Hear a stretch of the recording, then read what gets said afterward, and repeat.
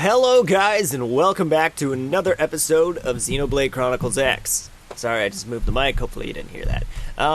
So I've grinded a little bit, killed some of these losers over here, picked up another treasure chest, and got myself to level 4. I'm also rank 6 in my class, which basically just means I've unlocked some more arts for the class I'm currently using.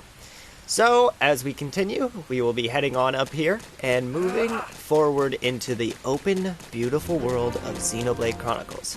Now, this is the first time we're seeing enemies with eyeballs on them. Now, the eyeballs mean that they will, if I get in their sign of light, they will instantly start attacking me. So if I walk in front of this guy, he will now start attacking me. So let's start kicking this guy's butt. As you can see, I have some new arts here. I have my slit edge, which deals more damage if I attack from the side. I now have, I haven't really talked about it, but I have my assault hammer, which deals damage, but also gives the chance to topple an enemy. When you topple an enemy, it makes it so they can no longer attack and starts dealing more damage to them. I also have Flame Grenade, which will deal more damage if I attack an enemy that is toppled, on top of the boost that it already gives. And I have Chrome Armor, which gives me a physical resistance, which means I'll take less damage to physical attacks, and just basically a taunt that makes it so enemies will focus on me instead of my teammates, which is really good for defensive characters. If you're a big-ass tank, it's really nice. And here we go. I think this is where the weather actually starts to clear up, and we get our first cutscene and look at the beautiful world of Xenoblade Chronicles X.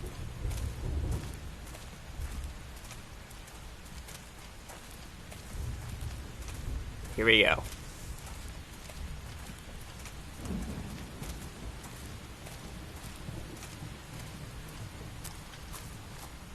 The rain's starting to let up, just in time for sunrise. Follow me. I promise you're gonna love this. I remember the first time I saw this scene, it was fucking beautiful. I can't even help but swear at it. It was beautiful. Alright, here we go, guys.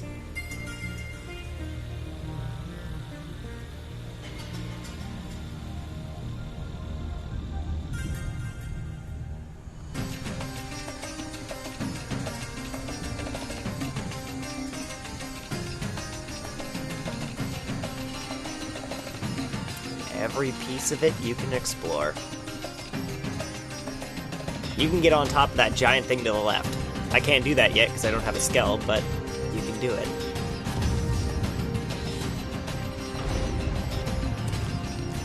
Oh, yeah.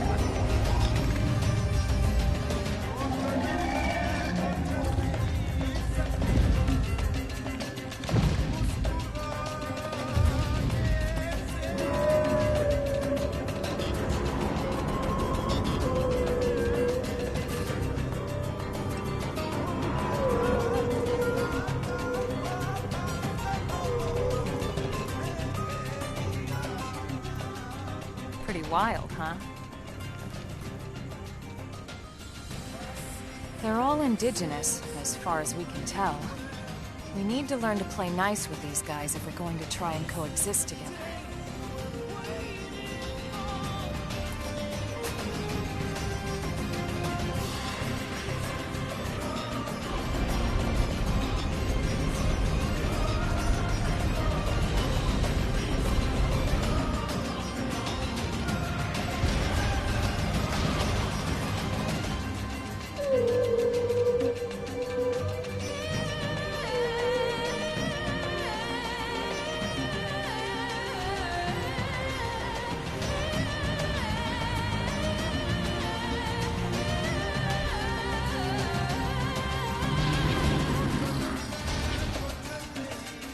We call this planet Mira. You won't find it on any star chart. But it's our new home.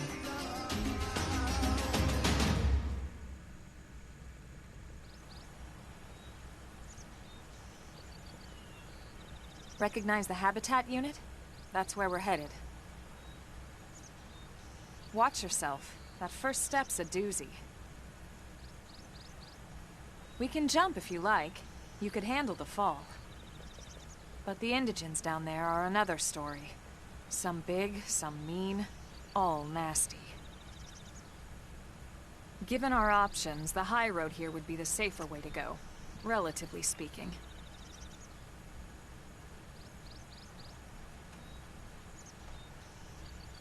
That said, whichever way you want to go, I'll follow your lead. You decide. Alrighty, I wanted to be quiet just for that cutscene because it's beautiful. It gets me every time, especially the first time I saw it.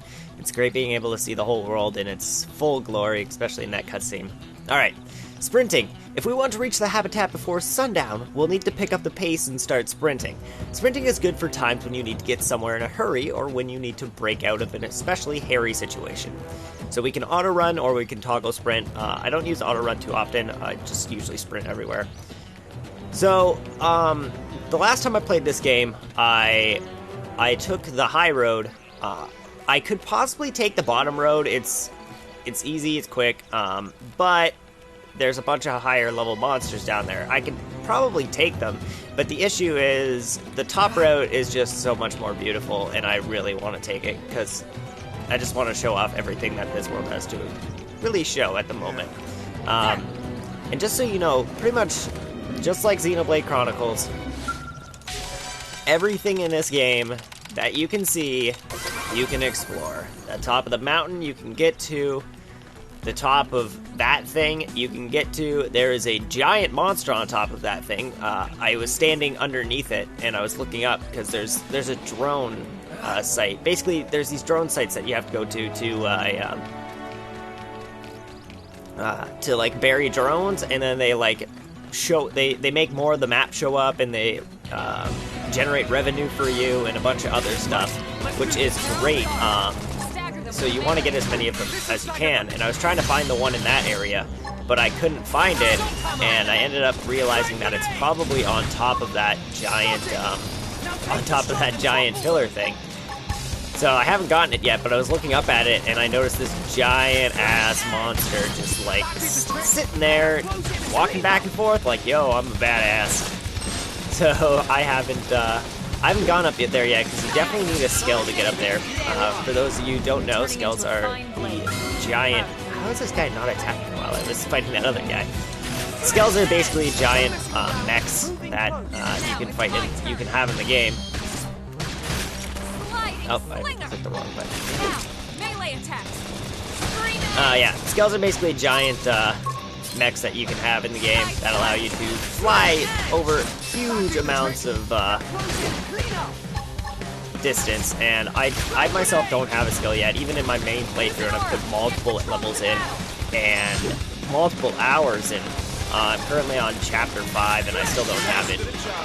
From what my friend said, you get it about halfway through the game, and I think there's 12 chapters, so I'm guessing you get it around chapter 6 is probably when you get it.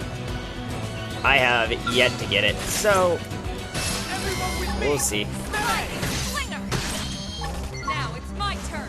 Now I could run straight by all of these guys and not attack them, but I kind of want to just get some more levels in here, just so I'm not too underleveled when it comes to side missions and stuff that I'm going to be doing. Pretty close to now. I'll be doing basically chapter 1 and then heading into some side missions, and then not too many side missions, and then heading into chapter 2. After chapter 2 is when I'm going to be starting to do a lot of the side missions, side quests, just slowly leveling myself up and getting a lot of these side missions out of the way. I'm coming to you. Let's see what we got. If an enemy sees you first, it causes you to flinch. Sometimes, if you walk straight up to an enemy, its sight of line is farther than you can shoot, which causes it so that, well, it makes it so that you can't start attacking the enemy before it sees you. So you want to kind of come up on the side of an enemy or to the front of an enemy, and it'll make your life so much easier, and you won't get flinched before it sees you. A lot of times it doesn't really matter, just because the enemy really won't start attacking you until you get closer up to it. But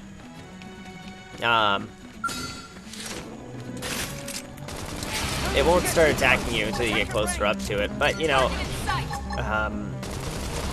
with the larger enemies and the more harder enemies, you're going to want to make sure you get the first attack on them, especially from behind. Doing attacks and damage from behind, above, or below, I think. I could be wrong. It will give you increased accuracy when it comes to landing your attacks on enemies, especially your auto attacks. So our point right now is to get to the city. It's actually not that far of a walk. It's a pretty decent walk, but I mean, like, in relation to the whole world, it's a pretty far walk. This game is huge. From what we can see right now is basically just a small portion of this part of this continent, and there's 5 continents that you can go out and explore, which is amazing. I've seen 4 out of the 5 continents. There's this one, and then there's one there's one to the right, one to the left, and then 2 up north. I went to I've only seen the entrance of the one to the right, and the entrance to the one to the left, and a little bit farther in, and I've only seen, like, the beginning of the one north, and I haven't seen, like, the one that's far, far north.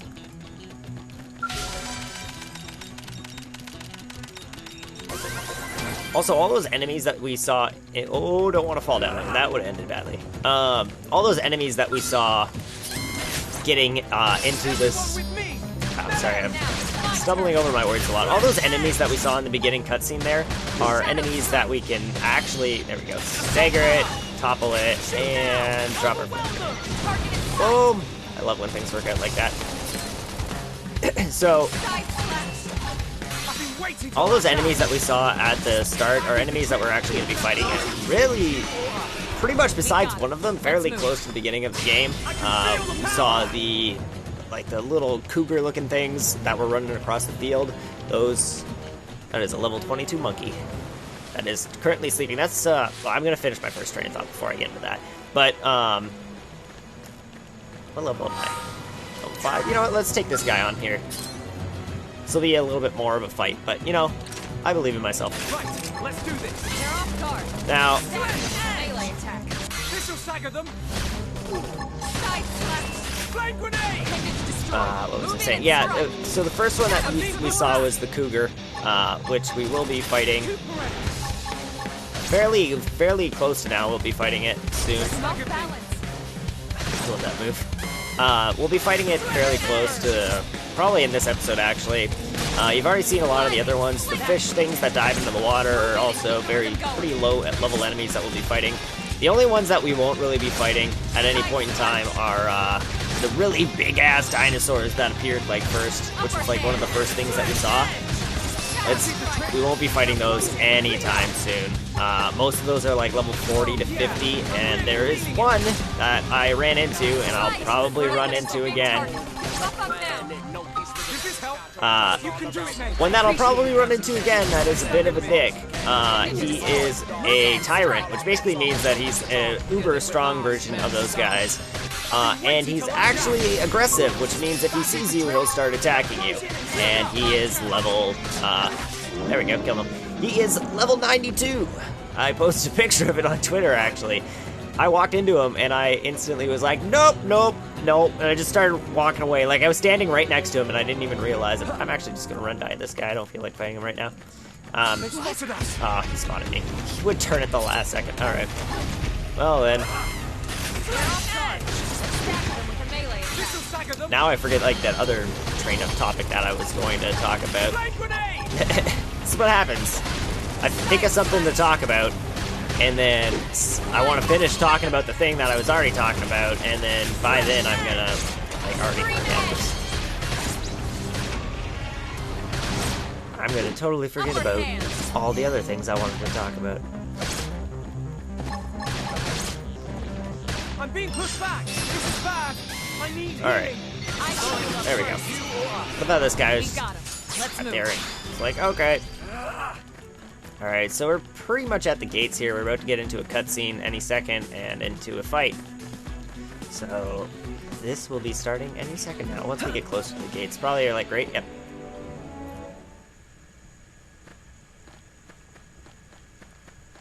Looks a lot bigger up close, doesn't it? Hell yeah, it does. And this was just the habitat unit. The white whale was one hell of a ship. Until it all came crashing down, at least. That's the west gate. It's closed off now for security reasons. But we've repurposed a freight elevator that will get us inside. There we go. There's our cougars. Rexes. Riled.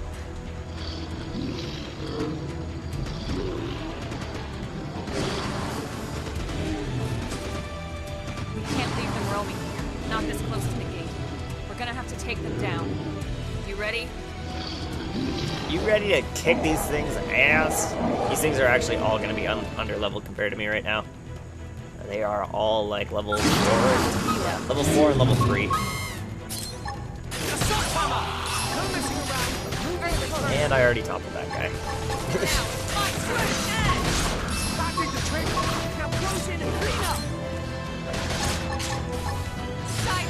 So I find taking out the higher level guys, at least in this encounter, is easier first. Moving on to these smaller guys afterwards makes this really simple, especially since our morals can be higher. It's going to allow us to do a lot more combo attacks here very quickly. Though I don't have enough arts that regenerate quickly, and none of my arts are really leveled up, so these combos are still going to be slow anyways. Yeah, that guy's dead. Also, if you can see, I'm locking on to specific things here. If you lock on, if I can get it, it'll stop moving. There we go. If you lock onto specific parts of their body, you can deal damage to them, which will in turn cut them off. So right now I'm locked onto his tail, so if I do enough damage to his tail before killing him, oh, well, I did the damage and killed him at the same time. It'll cut off his tail. Dealing damage to specific body parts will stop if you destroy that body part. I'll let this go. Much wildlife. Luckily, some species aren't so hostile, but they aren't necessarily friendly either. I've come to learn that there's a fine line between self-defense and provoking a fight. We need to walk that line. All right, let's head in. Who knows? Maybe seeing the inside will jog your memory.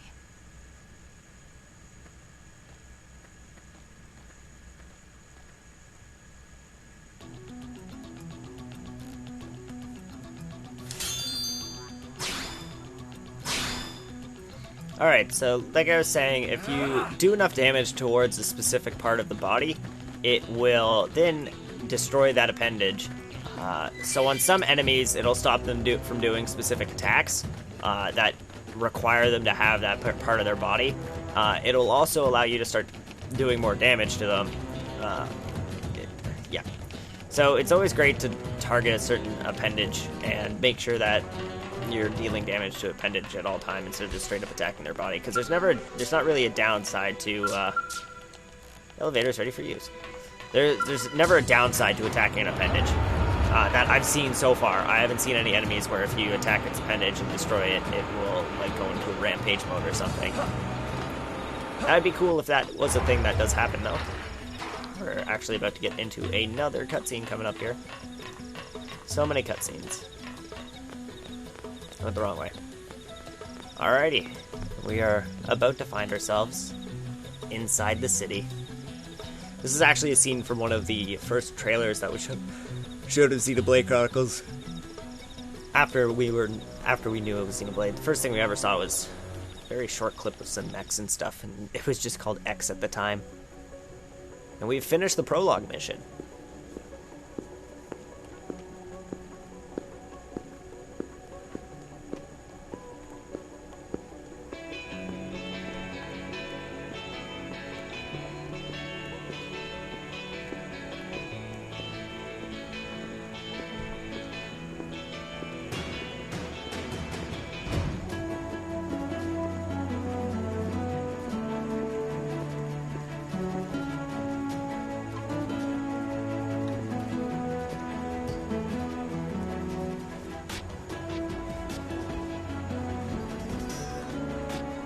Well, here we are.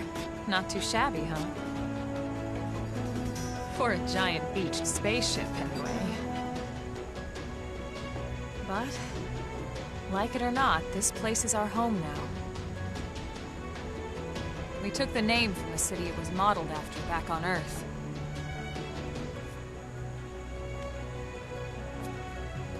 We call it New Los Angeles. Welcome to NLA.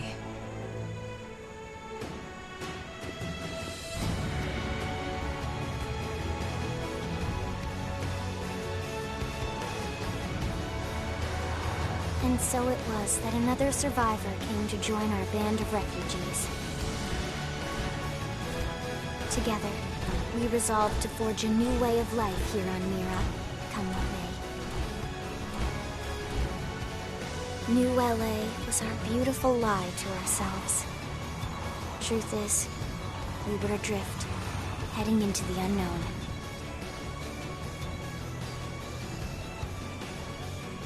Our native home was gone, swallowed in a shroud of light. And our future was uncertain. We had no idea what fate lay in store for us. Only that we had to keep living in order to see it.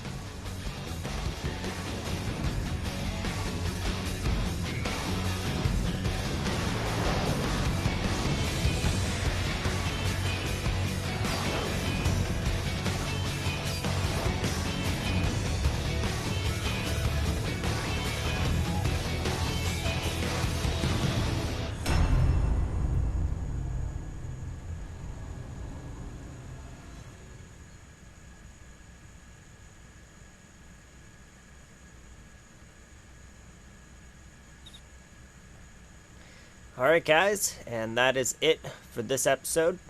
I will see you guys in the next episode where we will start exploring the town that we have been given. Usually you don't explore the town right off the bat, but I like to do it. It gives us a lot of quick access points for later on in story missions and side quests. So we're going to explore the city. I'm going to bring you guys on a tour after we get our official story mode tour. I'm going to give a very more in-depth tour. So I will see you guys in the next episode.